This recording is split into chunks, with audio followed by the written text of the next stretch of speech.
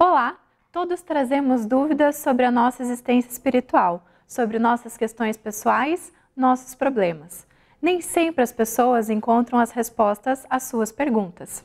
Considere que o Espiritismo pode ser a fonte de muitas das respostas que a vida nos pede. Está no ar mais uma edição do programa Vida em Foco e você é o nosso convidado especial. Fique conosco e acompanhe as novidades desta edição.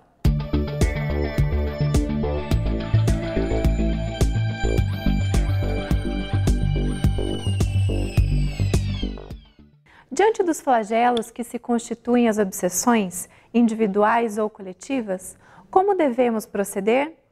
É possível prevenir a obsessão? Uma vez instalado o processo obsessivo, qual a terapêutica recomendada? A família pode auxiliar na recuperação? O que o Espiritismo propõe como terapêutica desobsessiva? E a casa espírita pode ajudar? Se esclareça sobre este assunto, que é o tema da entrevista de hoje. A Vida em Foco traz também curiosidades, crônica, o Espiritismo esclarece e, fechando o nosso encontro de hoje, mais reflexões sobre a doutrina espírita e os ensinamentos de Jesus. Você é o nosso convidado. Fique conosco. Confira agora a crônica da semana. Olá! Os homens são artífices de seu destino. O aluno estudioso tira boas notas, passa por média e não se angustia com exames e repetências. Já o estudante preguiçoso está sempre envolto com notas baixas e reprovações. O profissional competente costuma ter mais clientes do que consegue atender. Vagas que exigem maiores qualificações permanecem abertas por longos períodos, embora haja muitos desempregados. Uma pessoa competente e preparada pode ser surpreendida com desemprego ou momentos profissionais difíceis. Mas as crises são mais frequentes para aquele que não tem formação sólida e fama de profissional competente. Assim, quem opta por assistir novelas em vez de estudar não pode reclamar se o sucesso não bate à sua porta. Mesmo no âmbito das relações pessoais, cada um vive as consequências de seus atos. Alguém prudente no falar jamais se envolve nos transtornos que a maledicência provoca. Já o tagarela sempre corre o risco de fazer inimizades. Não é difícil verificar a lei de ação e reação atuando. Comportamento digno e sensato traz tranquilidade e boa reputação. Desonestidade, preguiça e leviandade causam infinitos transtornos. Certamente há eventos que superam qualquer expectativa e semeiam dores na vida de pessoas honradas e previdentes. Mas aí, em geral, se tem o efeito de causas remotas. Muitas vezes, a consequência do agir equivocado não se produz rapidamente e nem na mesma existência. A lei divina não se engana e nunca perde o endereço de quem a ofendeu. Mas ela não se mostra apenas como justiça, mas também como misericórdia. Por isso dá tempo para o calceta adquirir forças para os resgates necessários. Principalmente, aguarda que ele se resolva a quitar os equívocos do passado com a moeda boa do amor. Como afirmou o apóstolo Pedro, o amor cobre a multidão de pecados. Não é preciso sofrer para recompor o passado de erros, mas é imperioso resgatar todo o mal feito. Ciente dessa realidade e de seu viver milenar, dedique-se a fazer o bem. Viva de forma honrada, trabalhe, estude, seja um bom exemplo para todos, mas vá um pouco além disso. Dedique-se a uma causa, ampare os necessitados, eduque os ignorantes. Em seu passado espiritual, há certamente muitos erros. Antes que o resultado deles o atinja, gere causas de felicidade, agindo de modo altruísta. A rigor, o bem é sempre possível, agora ou mais tarde, mas é uma tolice aguardar a dor cobrar a conta que o amor pode pagar. Assista agora à entrevista com o tema: é possível prevenir e tratar a obsessão? Confira a resposta.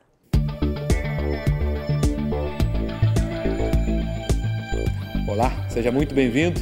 É bom ter você conosco mais uma vez. E nós estamos aqui no nosso bate-papo, na nossa entrevista, e como havíamos prometido, né, num programa passado, de trazer o Daniel para falar novamente sobre o tema obsessão, porque é um tema muito particular, né, de abordagem muito particular, muito própria do Espiritismo. Mas agora, Daniel, não para tratar do conceito, para tratar da prevenção e do tratamento. Me parece que nós temos aí muita coisa para oferecer, não é? De fato, Márcio, a terapêutica, ela existe e é necessária, porque uma criatura que passa por um processo obsessivo é uma criatura que precisa de ajuda. E, às vezes, de tamanha intensidade a ação dos espíritos, né, sobre aquela criatura, que sozinho ele não consegue vencer. Né? Então, há necessidade, como outras terapêuticas, por exemplo, da drogadição de maneira geral, do álcool, etc., também é necessária a ajuda da família. E a doutrina espírita também oferece uma terapêutica muito eficaz para o tratamento desobsessivo. Ok, Daniel, talvez valha a pena então recuperar um pouquinho desse conceito, né? A obsessão, conforme você falou no programa passado, é a ação persistente que um espírito, ou seja, que um psiquismo exerce sobre o outro. Mas aí... Um mau espírito. Um mau espírito, né? Então a obsessão sempre vai estar ligada a um espírito mau. Sem dúvida nenhuma. Né? Essa é a característica de um psiquismo sobre o outro, ou de vários psiquismos sobre um ou vários psiquismos. Então, nesse sentido, nós vamos encontrar a ação dos invisíveis sobre os visíveis, a ação também que os instrumentos de mídia exercem sobre as pessoas. Sem dúvida nenhuma. Né? A gente vê criminosos exercendo sobre aquelas suas vítimas, muitas vezes, aí vão nos surpreendendo, né? A gente sendo conduzido, aí, às vezes, aos abismos da criminalidade por conta, né, da influência que a gente vem recebendo. Márcio, a doutrina espírita ela nos dá lucidez sobre as questões da vida, né? Nenhum demérito em relação a qualquer outro segmento teológico, mas a doutrina espírita ela nos faz ver de cima de uma montanha todos os processos, né? Não é nenhuma pretensão de ser melhor em absoluto, mas essa é a realidade que a doutrina espírita nos remete. Então, como você diz, às vezes as questões sociais que circundam, né, a realidade da vida, elas nos dão exatamente essa dimensão, por exemplo, da drogadição em relação ao que oferece droga. Né? É um processo obsessivo, que tem uma mecânica que é a própria droga, mas a ação do mundo espiritual é muito vigorosa sobre aquelas criaturas, porque na base desse processo todo, né, está a questão moral.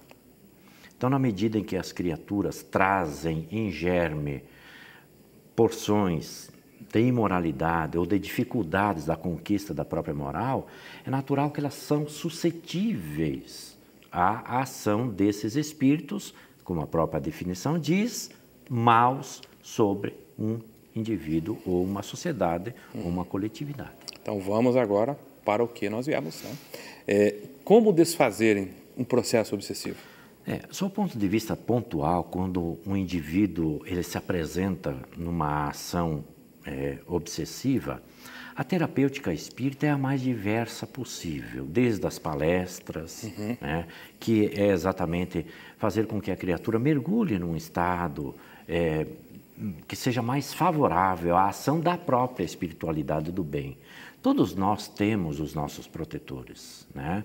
Todos nós contamos, a própria sociedade, as próprias nações contam com os seus protetores espirituais. Então, na medida que você quebra um processo que facilita a ação psíquica... Quebra um circuito, né? Exatamente. Né? Você desfaz isso, a ação do mundo espiritual, do bem, digamos assim, dos benfeitores, é facilitada. E a palestra ela tem essa função, né, de fazer com que a criatura entre num processo diverso, mudando a paisagem mental, favorecendo assim a ação benfazeja dos amigos espirituais. Mas dá para dizer então que uma das estratégias para manter a pessoa vítima da obsessão é isolá-la? Sem dúvida nenhuma. Né? Ou seja, ela sentir que sempre ela está certa, de que nada de ruim está acontecendo, então ela não se submete a nenhuma quebra desse circuito. Uma das características do processo da obsessão é exatamente a chamada fascinação. né? Que é uma das graduações que é mais agudas, digamos assim, da obsessão. A fascinação é exatamente retirar a criatura da presença de alguém que possa esclarecer acerca do que está acontecendo. Então, a ação espiritual da casa espírita e a terapêutica, por conta disso, passa por exatamente essa modificação do status de relação com outras criaturas, né? Enquanto a criatura se isola, a ideia é de que ela seja colocada no contexto, né, de acolhimento e tudo mais, né? Por isso que a família é muito importante nesse processo. E a terapêutica da casa espírita, ela vai mais além, né?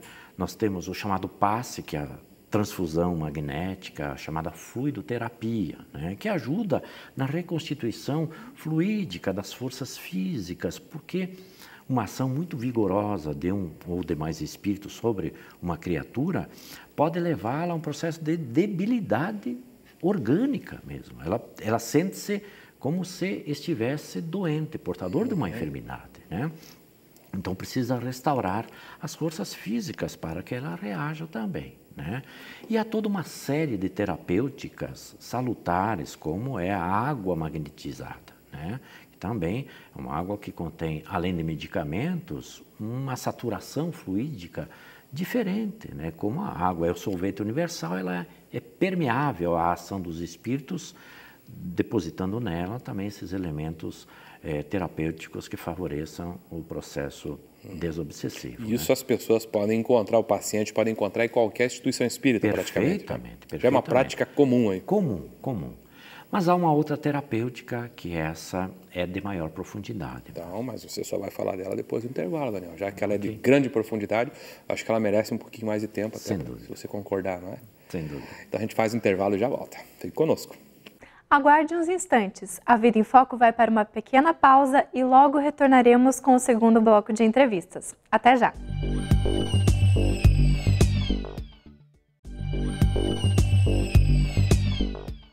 Retornamos com o segundo bloco da entrevista de hoje, com o tema: é possível prevenir e tratar a obsessão? Saiba a resposta. Muito bem, estamos de volta. Muito obrigado, Renata. Daniel, estamos aqui discutindo, né, para você que está chegando agora, terapêutica, prevenção e terapêutica para o processo de obsessão, né? Então, como é que a gente pode, ao receber um paciente, tratá-lo quando ele está sob a ação, né, e às vezes em gradações muito profundas desse processo de influência espiritual, né? Então, você dizia que o Espiritismo tem uma terapia bem profunda a respeito. Eu gostaria que você explorasse isso. Sem dúvida. O que é que nós oferecemos? Pois é, no âmbito da doutrina espírita, considerando exatamente o conceito-princípio de que a obsessão é uma ação persistente de um mau espírito sobre um indivíduo e que decorre de uma matriz moral, de imperfeição moral, naturalmente toda a proposta terapêutica espírita está assentada também na matriz que é de ordem moral, ou seja, é levar a criatura. E aí, Márcio, é assim, não tem só o encarnado ou só o desencarnado motivo da ação. Ambos são motivados a renovar-se moralmente. Por isso que a terapêutica espírita é de profundidade, que consiste exatamente em retirar aqueles seres mergulhados neste processo da chamada obsessão, a alterarem a sua matriz de ordem moral, de ordem espiritual. E o que a gente nota, sob o ponto de vista da ação terapêutica, é que muitas vezes o espírito obsessor, ou seja, o desencarnado, tem muito mais facilidade de sair do processo do que propriamente o encarnado. É mesmo? Fica como se dependente até. Pois é. É que as ações no campo do espírito, elas são muito mais intensas, porque o corpo físico, ele funciona como se fosse algo que criasse dificuldade para as percepções do espírito. Então, a gente nota que às vezes quem se melhora mais rapidamente é o obsessor, espírito obsessor fora do corpo físico do que o próprio encarnado. E muitas vezes este tende a reincidir no processo. Então, fundamentalmente, A proposta terapêutica da doutrina espírita é fazer com que haja uma modificação do status moral das criaturas, seja o espírito obsessor ou o espírito no corpo físico obsediado. E na prática, Daniel, curiosidade agora, né? Como é que isso acontece no centro espírita na prática? A pessoa chega lá e às vezes a gente vê que o estado dela traduz mesmo, né, essa fragilidade, essa alienação. Sim. Como é que isso funciona na prática? Ela entra, assiste palestra, né? Ela recebe o passe, água. E o espírito que está ali, ele entra também? Perfeitamente. Ambos são necessitados, né? Ambos são espíritos portadores de enfermidades. Então, no âmbito da doutrina espírita, ou no âmbito das instituições espíritas, considerando exatamente a ambiência espiritual, que a gente não vê as dimensões desta ambiência, né? Essas criaturas são acolhidas, né, para serem tratadas. Há aquele que apresentar melhor disposição, sem dúvida nenhuma, sairá do processo pela terapêutica muito mais rapidamente. E em que consiste a terapêutica para o espírito?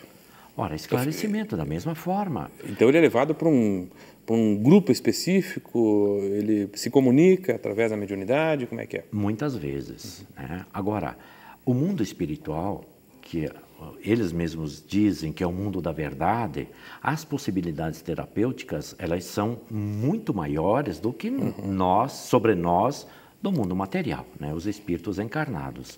Então, as possibilidades que os espíritos possuem são inúmeras, digamos assim, né? A própria internação daquela criatura nas instituições que se constituem, às vezes, em hospitais, né?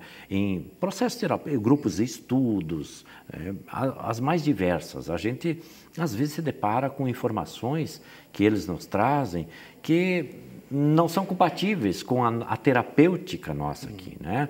A própria fluidoterapia aplicada para eles, a sonoterapia, né? Então, são terapias mais especializadas que o mundo espiritual apresenta no sentido de levar aquele ser a uma melhora muito mais rápida. Você disse aí, né, em outra oportunidade, que existe um vínculo entre o que perturba e o perturbado, a vítima, né, e o algoz.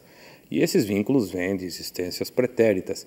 Então, dá para considerar, Daniel, que uma das terapias pode ser mergulhar esse obsessor no corpo e fazê-lo encarnar, quem sabe até como um filho, como um parente. Isso é uma possibilidade terapêutica? Olha, a gente aprende com Jesus, sempre com Jesus. Ele diz assim: reconcilia-te o mais depressa possível com o teu adversário enquanto estás a caminho. Ah, meu Deus.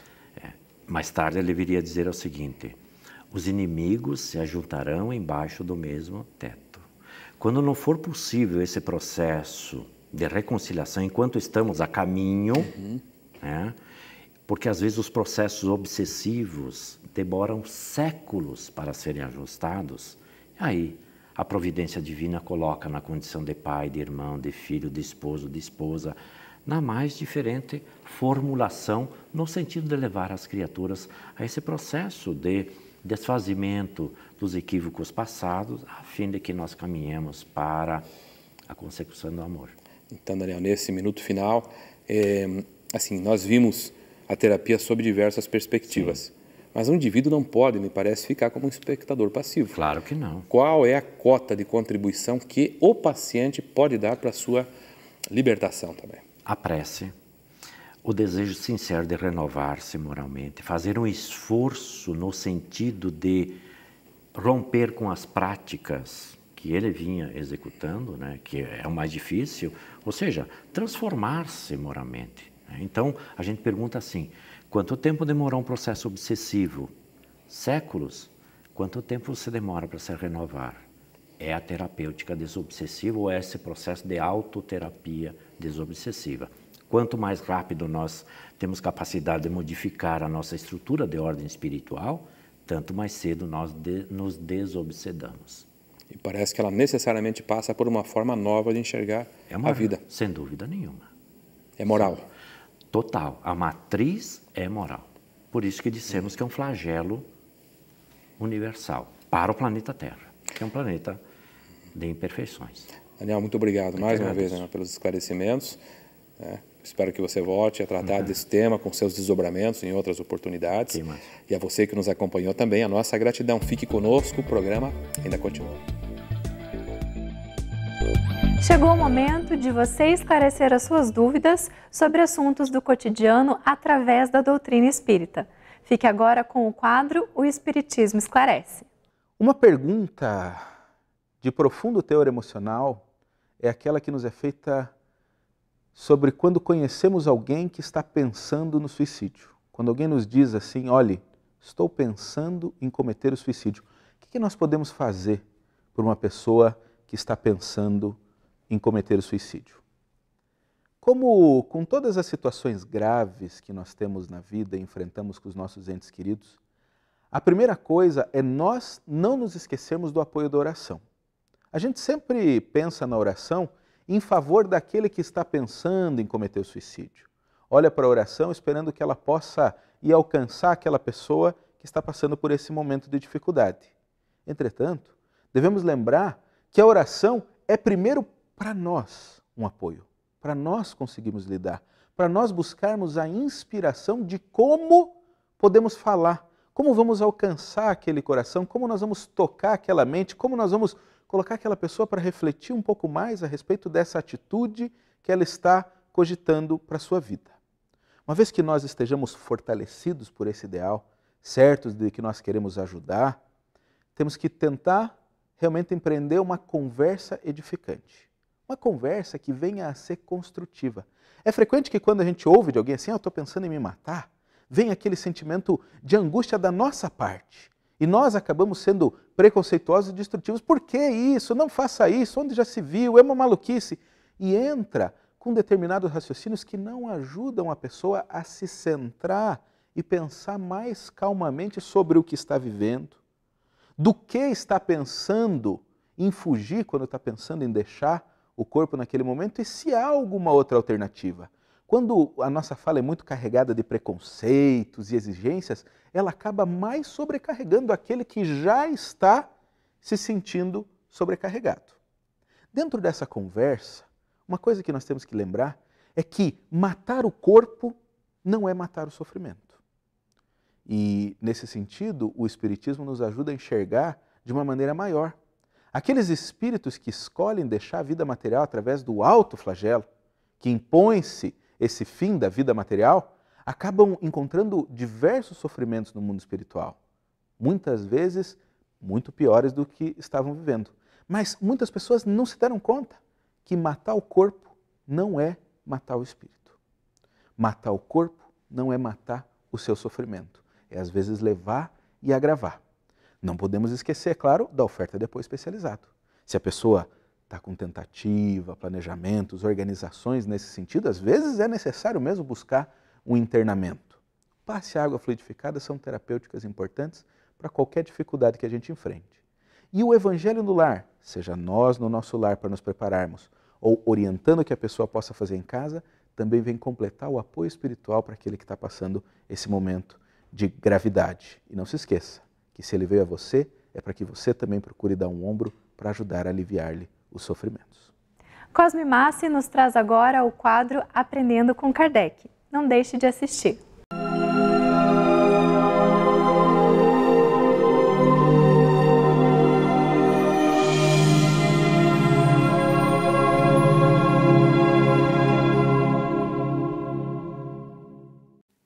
Olá, Aprendendo com Kardec. Porta estreita. Como interpretar o pensamento de Jesus quando nos ensina que larga é a porta da perdição, estreita a porta da salvação? Como Allan Kardec nos explica este pensamento fundamental de Jesus? Larga é a porta da perdição, porque são numerosas as paixões más e porque o maior número envereda pelo caminho do mal. Quando nos entregamos ao orgulho, ao ciúme, à inveja, à mágoa, ao ódio, estamos atravessando a porta larga da perdição, que nos conduz ao erro, ao mal, à conduta equivocada. É estreita a da salvação, porque a grandes esforços sobre si mesmo é obrigado o homem que a queira transpor, para vencer suas más tendências, coisa a que poucos se resignam. A porta é estreita, porque poucos são aqueles que resolvem enfrentar a si próprio, vencendo este homem velho que cultiva o orgulho, o ciúme, a inveja, a mágoa, o ódio ao longo de suas diversas existências corporais. Para aqueles que desejam atravessar a porta estreita, é fundamental esse esforço sobre si mesmos, utilizando dos recursos da vontade, do pensamento firme para a mudança interior, transformando os seus sentimentos, cultivando os pensamentos no bem, buscando na prática do bem todo o equilíbrio necessário na transformação de si mesmos, na eliminação dessas paixões más. É o complemento da máxima: muitos são chamados e poucos os escolhidos. O pensamento de Jesus, o pensamento espírita está à disposição de todas as criaturas. Todos podemos compreender o pensamento de Jesus expressado e explicado por Allan Kardec de forma simples, de forma lógica, de forma racional. Basta que cada um se esforce para transformar este conhecimento numa mudança profunda de sua vida interior. Utilizar do conhecimento espírita para a transformação interior, combatendo as más paixões, cultivando os nobres sentimentos, realizando o bem conforme o pensamento de Jesus e segundo a orientação espírita, para atingirmos esta porta estreita do caminho que nos leva à felicidade, à salvação.